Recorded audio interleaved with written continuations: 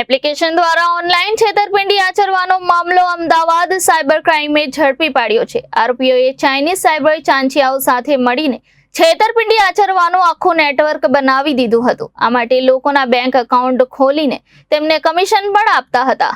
Ahmedabad cyber crime દ્વારા Chinese cyber ચાંચિયાઓ સાથે મળીને છેતરપિંડી આચરવાના કેસને ઉકેલ્યો છે। આ મામલે સાયબર ક્રાઇમ ટીમ દ્વારા 13 જેટલા આરોપીઓને ઝડપી લીધા છે। એપ્લિકેશન મારફતે ઓનલાઈન છેતરપિંડી આચરવામાં આવતી હતી। અમદાવાદ સાયબર ક્રાઇમ બ્રાન્ચના ડીસીપી લવીના સિંહાએ આ અંગે વિગતો આપતા કહ્યું હતું કે પોલીસે 39 જેટલી ચેકબુક, 30 પાસબુક, 59 એટીએમ કાર્ડ અને 9 સિમ કાર્ડ, એક ફિંગરપ્રિન્ટ સ્કેનર અને એક મની કાઉન્ટિંગ મશીનને જપ્ત કર્યા છે। આરોપી દીપક રાદડિયા લોકોને લાલચ આપી બેંક એકાઉન્ટ ખોલાવતો હતો। ગેંગમિંગ માટે એકાઉન્ટનો ઉપયોગ કરવાનું તેમને કહેવામાં આવતું હતું। બાદમાં તે એકાઉન્ટ ધારકને પ્રત્યેક ટ્રાન્ઝેક્શન દીઠ 500 થી 200 રૂપિયા જેટલું કમિશન આપવામાં આવતું હતું। કેતન પટેલ નામનો આરોપી ઓનલાઈન છેતરપિંડીના નાણાં એકાઉન્ટમાં જમા કરાવતો હતો।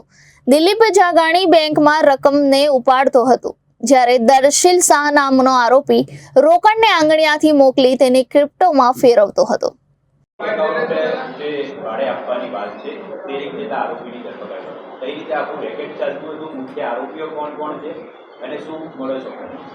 અમને અમારા સાયબર ક્રાઇમ પોર્ટલ ઉપર 3 કમ્પ્લેન મળી હતી, જે સાયબર ફ્રોડ, ફાઇનાન્શિયલ ફ્રોડની કમ્પ્લેન હતી। એની તપાસ કરતાં અમને એક બાતમી મળી હતી કે કૃષ્ણનગર વિસ્તારમાં 2 ઓફિસ હતા, ગ્રાઉન્ડ ફ્લોર અને સેકન્ડ ફ્લોર પર હતા, જ્યાં ફેક અકાઉન્ટનું આખું ઓપરેશન ચાલતું હતું। ફેક બેંક અકાઉન્ટ આપતા હતા અને એ અકાઉન્ટના આધારે આ લોકો ફ્રોડના મની ટ્રાન્સફર કરતા હતા। તો એના આધારે અમે પરમ દિવસે આ તપાસ કરી છે અને એમાં આપણને સક્સેસ ગઈ છે, અમારી રેડ કરી હતી અને એમાં આપણે ગુનો દાખલ કર્યો છે, જે નવા કાયદા ભારતીય ન્યાય સંહિતા 61(2), 3162, 3184 અને 3192 તથા આઈટી એક્ટના મુજબ ગુનો નોંધ્યો છે। એ ગુનામાં અમે કુલ 13 આરોપીની ધરપકડ કરી છે। એમાંથી મુખ્ય 4 આરોપી હતા। જે એક આરોપી છે જે દિલીપ જાગાણી કરીને છે, એનું કામ હતું કે બેંક અકાઉન્ટ જે છે બેંક અકાઉન્ટ ધારક એનું પૈસા ત્યાં પડાવવાના અને પૈસા ઉપાડીને સપ્લાય કરવાના, જે દિલીપ જગાણીનું કામ હતું। કુલ એને અત્યાર સુધી જે ઓફિસ રાખી હતી ભાડે, એમાં એને એના લોકો પણ રાખ્યા હતા કામ કરવા માટે। અત્યાર સુધી 3 મહિનાની અંદર 8 કરોડ જેટલા એને રૂપિયા વર્થ પૈસા ટ્રાન્સફર કર્યા છે। એના પછી જે સેકન્ડ આરોપી છે અમારો દીપક રાદડિયા કરીને છે, જે 12th પાસ છે। એનું કામ હતું કે ભાડા પર અકાઉન્ટ લેવા માટે લોકોને સંપર્ક કરવા માટે 1 વર્ષની અંદર એને કુલ 200 જેટલા બેંક અકાઉન્ટ ખોલાવ્યા છે। પર અકાઉન્ટ એ 1000 થી 2000 સુધીની કમિશન આપતો હતો અને એનો પોતાનું 20,000 કે એવી કમિશન એના એક અકાઉન્ટ માટે હતી। જે ત્રીજો મુખ્ય આરોપી છે આમાં આખા ગેંગમાં, એ કેતન પટેલ છે। જે કેતન પટેલનું મેઇન કામ હતું કે આ જે પૈસા ફ્રોડના આવે છે એને ક્રિપ્ટોકરન્સીમાં કન્વર્ટ કરીને એપ્લિકેશન દ્વારા ચાઇનીઝ જે 3 ચાઇનીઝ સાથે એના ટ્રાન્ઝેક્શન અમારા ધ્યાનમાં આવ્યા છે તપાસમાં, જે 3 ચાઇનીઝને આ ક્રિપ્ટોકરન્સી આપતો હતો અને એમની સામેથી જે પૈસા પાછા લેવાના હતા રિટર્નમાં, એ આ દિલીપ જગાણી જે પ્રથમ આરોપી છે એના બેંક અકાઉન્ટમાં એ પૈસા નખાતો હતો। 3 મહિનાની અંદર એને કુલ 10 કરોડ જેટલા પૈસા કમાયા છે આ ક્રિપ્ટોકરન્સી કન્વર્ઝન કરીને। અને એના સાથે એ એક ચિંતન ભગત કરીને એનો પાર્ટનર હતો, જે હાલ ફરાર છે। તો આ બંને આ કામ સાથે કરતા હતા। અને ચોથો આરોપી જે મૂળ છે એ દર્શિલ શાહ કરીને છે, એ પણ આ ક્રિપ્ટોમાં કેતન પટેલ સાથે કામ કરતો હતો। અન્ય આરોપીઓનો રોલ શું છે? અન્ય જે આરોપી છે આ લોકોના ઓફિસમાં કામ કરતા હતા, પૈસા બેંકમાંથી ઉપાડવાના। 2 ટાઈપના એમને એમ્પ્લોઈઝ રાખ્યા હતા। એકનું કામ જે આના દીપક રાદડિયા સાથે હતા, એમને આ ક્લાયન્ટ શોધવાના, જે ફેક આ અકાઉન્ટ બનાવવા માટે, મ્યુલ અકાઉન્ટ માટે લોકોને લાવતા હતા અને એમનું બેંક અકાઉન્ટ ખોલાવવાનું કામ કરતા હતા। અને જે બીજા એમ્પ્લોઈઝ હતા એ દિલીપ જગાણીના એમ્પ્લોઈઝ હતા, જેમનું કામ હતું કે જે પૈસા બેંકમાં જ્યારે થઈ જાય ડિપોઝિટ, ત્યારે એ પૈસા ઉપાડીને કેતન પટેલને આપવાના।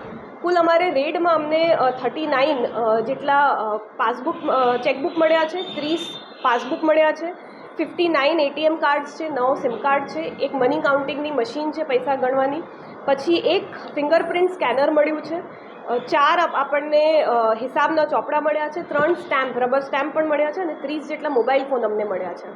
મેડમ, ખાસ કરીને જે વેતન હતું તો એ જે ક્રિપ્ટોકરન્સી ટ્રાન્સફર કરી આપતો હતો, કેટલા સમયથી જે કરતો હતો, અત્યાર સુધીમાં તેના જે બેંક એકાઉન્ટો મળી આવ્યા છે, એમાંથી કેટલા રૂપિયાના ટ્રાન્ઝેક્શન થઈ ગયા?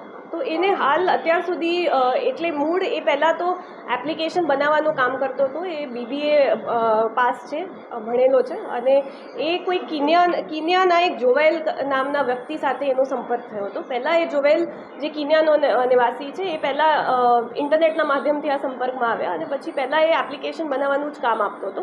પછી ધીમે ધીમે એને આ બેંક અકાઉન્ટ અને ક્રિપ્ટોકરન્સીનું કામ સોંપવામાં ચાલુ કર્યું છે.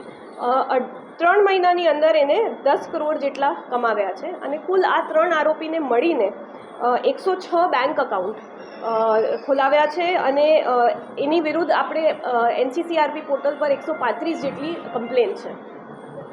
એટલે બેંક એકાઉન્ટ ધારકો હતા, એ લોકોને કેટલું કમિશન આપવામાં આવતું? એમને 500 થી 2000 પર અકાઉન્ટ ધારકને 500 થી 2000નું કમિશન આપવામાં આવતું હતું. હા.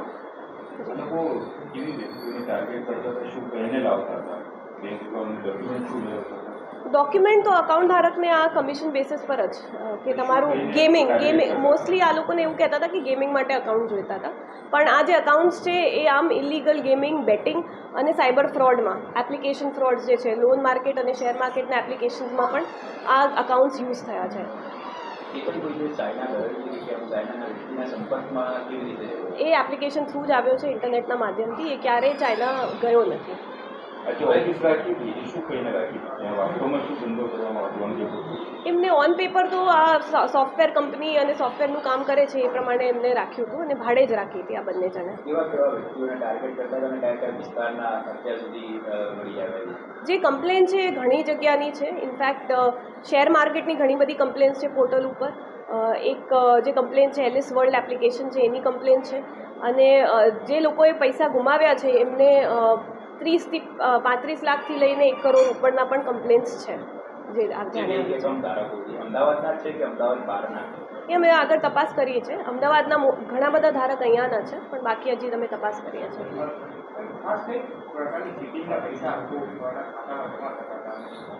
જેમ મેં કીધું, આ મેઇનલી બેટિંગના, ગેમિંગ એપ્લિકેશનના અને શેર માર્કેટ અને લોન એપ્લિકેશનના જે ફ્રોડ થાય છે એના પૈસા આ ખાતાઓમાં જમા થતા હતા.